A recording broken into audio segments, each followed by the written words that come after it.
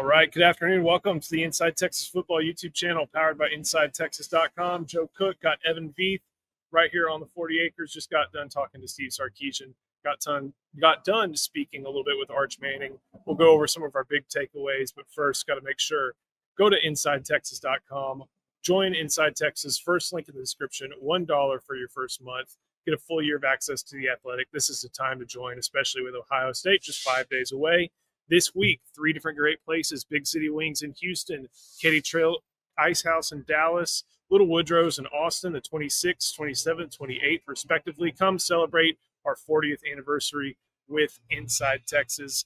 Always going to be fun with Eric, with LC, with a lot of different people from all the different, all your favorite Inside Texas personalities. But we got to talk to everybody's favorite Texas football personality today. That was Steve Sarkisian. Got a quick little injury update. Talked about Trevor Gooseby. The public hasn't disclosed an injury.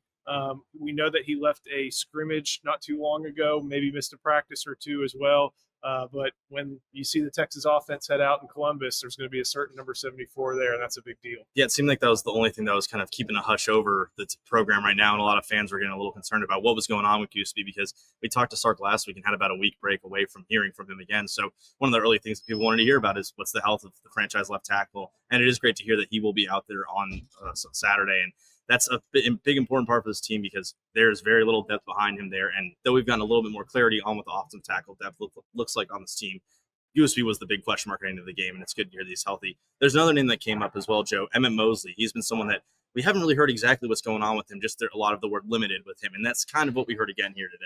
Yeah, limited was what Steve Sarkisian said, and when you think of Texas wide receiver transfers, you think of guys like Isaiah Bond, A.D. Mitchell, and Matthew Golden, like guys who come in and join the wide receiver rotation right away. As one of the loudest trailers I've ever heard goes by, when you think of Emmett Mosley, you kind of like, well, he was productive at Stanford. He was productive in his freshman season. He's transferring to Texas, so we'll see him. And it hadn't worked out that way. And some of that's due to injury.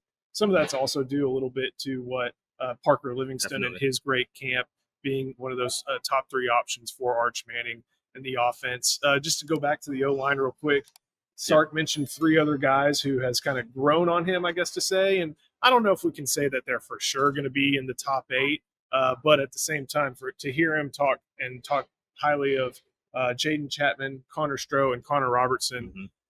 Okay, you feel better about that at tackle just because of that position has a name mentioned in Jaden Chapman, but to also have Stroh and Robertson, the Connors, make some progress, that's a big deal. Yeah, I think what really struck out about that is that he immediately said Connor Stroh when asked about who behind the starters is showing up and developing. He's also someone that was the first guy Sark mentioned the last time we talked to him about the biggest developer over the past year. So I think it's been pretty much night and day with Stroh's play between last year at this time and right now. And it sounds like he could play in a pinch at guard. Sark always likes to have the top 8 guys in his offensive line. You hope to only use 7 at most during the year, but sounds like Stroh's pretty locked in there. Robertson, of course, at center was the guy, and Jaden Chapman will be the backup left tackle. You're just kind of glad that you don't have to see him this week with Gooseby being healthy.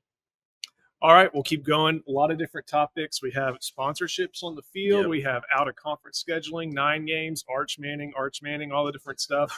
But one of the big questions was about, what is this team just kind of like? Mm-hmm. There's a difference between an identity and a personality. He answered your question about, we don't really know what the identity is, and we may not know, and that's a little alarming to me. I wish I understood that right away, but I can also understand why you may need the proving ground of an Ohio State game to figure that out. But the personality, and I couldn't tell exactly if it was talking about the freshman class or the team, but if he's talking about the team, he said the personality was just that it was a really fun team. Yeah. And that coincides a lot with how they've talked all throughout the spring about how it's young and it's hungry. And guys like Colin Simmons and Ryan Wingo and even Arch, since, he's a sophomore. We're going to use that to our advantage here. Right. He fits in that young team, hungry, and that sounds like something that really stuck out to Sark. Hi, I want to tell you about Laura Baker.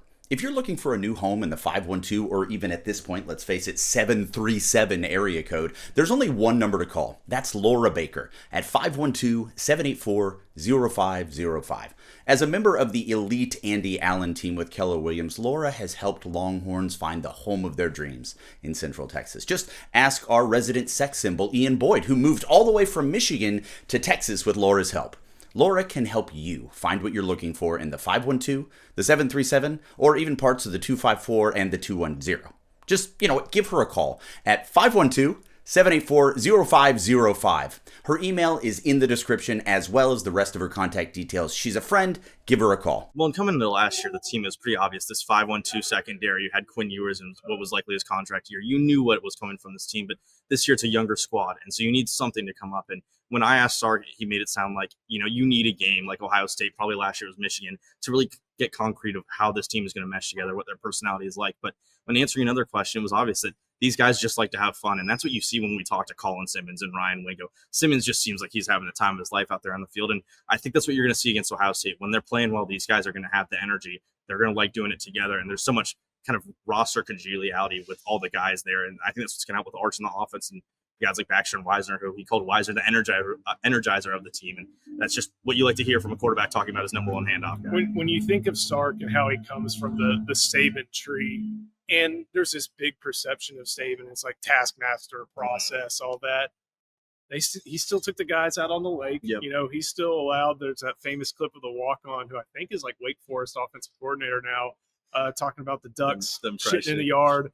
But there's a balance, and maybe that's the Pete Carroll side. And I know that's easy just to go cliche, like, oh, he's taking the best from Pete, taking the best from Sark, but there is a little bit of both in that respect there. Last thing, this is a road game. We'll be going up to Columbus this week. Texas returns from the Horseshoe for the first time in 20 years. When they played there, was the 6th ever night game in the Horseshoe in Ohio Stadium, their first loss in the night game. This one's going to be at big noon, but Texas also, within that time span, not since 2022 at Oklahoma State. Quinn Ewers had a messed up thumb, and Texas lost another lead yet again during the Steve Sarkisian era. That's the last time Texas lost a true road game. All their other losses, whether it was Oklahoma, whether it was Washington, whether it was Georgia in the SEC championship game, whether it was Ohio State in the Cotton Bowl, all neutral site games, not at a true road environment. So Texas has a chance to continue their true road game winning streak, and they talked about what it takes to win. Yeah, they do. 11-0 was the number that he brought up. He immediately talked about how this team seems to almost play better on the road. They need to pipe in crowd noise when they're playing at home, because that's when you see the false starts. And obviously it did come around last year against Michigan. That was a big problem, was those pre-snap penalties. And something he's talked to us about is emphasizing pre-snap movement and penalty avoidance in practice so far. But I think Sarkisian just has this kind of confidence in his team that, hey, we know they're up to the task because they've seen the guys before them, or they were playing in those games when they were against that 100,000 plus crowd in Kyle Field, when they were at Alabama 2 years ago. A lot of these guys, it was Michigan this past year. So there's definitely this confidence around the team, around what Arch was saying, even with Ethan Burke, the little bit we caught, that they don't really care that they're going on the road. They've seen it. They know what's coming, and they're just ready to go out and do it. It's almost more fun for these guys to go out and play there because they like that hatred that comes thrown at them. Preseason coaches number 1 versus preseason coaches number 2. Preseason coaches number 1 versus AP number 3. Almost got a game of the century. We'll settle for the game of 2025. And to talk about it, make sure you go to InsideTexas.com to learn about it, all the different stuff. Got a lot of different depth chart looks. I know that Homer and Charlie and Eric went over some more insight there, more insight on practice this week. $1 will get you a week of access, and you'll also get a free full year of access to The Athletic as well. Make sure also you come celebrate Inside Texas' 40th anniversary this week, Tuesday, Houston, Texas, Big City Wings and the Marquee. Wednesday, Katy Trail Icehouse, Dallas, Texas, and Thursday, Little Woodrow's in Austin. That's the Marquee Center. That's Katy Trail downtown. That's Little Woodrow's on Burnet. Everything gets going at 5 p.m. And in Houston and Austin, have some trivia going on from 7 to 9. So always fun time at those spots. Some Inside Texas, I guess you could call it home field in all those different areas. So it should be fun to see. So, Evan, it's Monday, 5 days away. And we'll be talking about Ohio State and Texas more and more this week.